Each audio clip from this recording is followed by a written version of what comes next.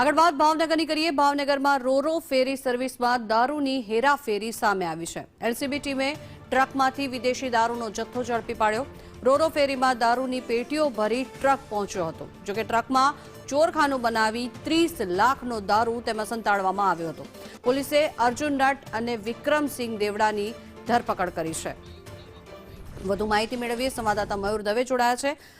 મયુર, જે રીતે આ મામલો સામે આવ્યો છે, જેટલા મોટા પ્રમાણમાં દારૂનો વેપલો સંતાડવામાં આવ્યો હતો, શું કાર્યવાહી હાથ ધરાઈ છે આ ઝડપાયા બાદ? જંગના ચોક્કસથી વાત કરીએ તો ભાવનગર શહેરમાં બુટલેગરો છે તે અવનવા રીતે દારૂ છે તે ઘૂસેડવાનો પ્રયાસ કરતી હોય છે, ત્યારે ભાવનગર પોલીસે તેના ઉપર દરોડો પાડીને કાર્યવાહી કરતી હોય છે। ત્યારે ભાવનગરની જે એલસીબીની ટીમ છે તેને વિદેશી દારૂનો જે જથ્થો છે તે ઝડપી પાડ્યો છે। સુરતના જે હજીરાથી ભાવનગરની જે રોપેક્સ ફેરી સર્વિસ છે તેમાં વિદેશી દારૂની પેટીઓ ભરીને એક જે ટ્રક છે તે ભાવનગર ખાતે પહોંચ્યો હતો, અને જે પહોંચવાની બાતમીના આધારે આ જે છે તે ટ્રક ઉપર ભાવનગર તરફ આવી રહ્યો હતો। તે દરમિયાન એલસીબીની ટીમે છે તે જથ્થો છે તે પકડી પાડ્યો હતો।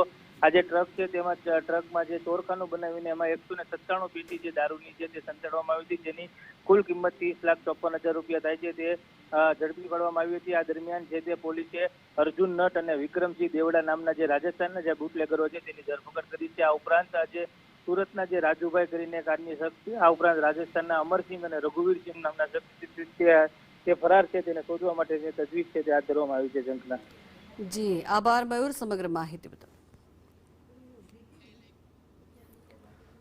તો જે રીતે આ મામલો સામે આવ્યો છે, ગાંધીનું ગુજરાત છે, આ ડ્રાય સ્ટેટ તરીકે ઓળખાય છે, પરંતુ તેમ છતાં પણ દર થોડા દિવસે આ પ્રકારના દ્રશ્યો સામે આવે છે। વારંવાર દારૂની પેટીઓ ઝડપાતી હોય છે અને વારંવાર પોલીસની કામગીરી પર આવા જ સવાલો ઉઠતા નજરે પડે છે।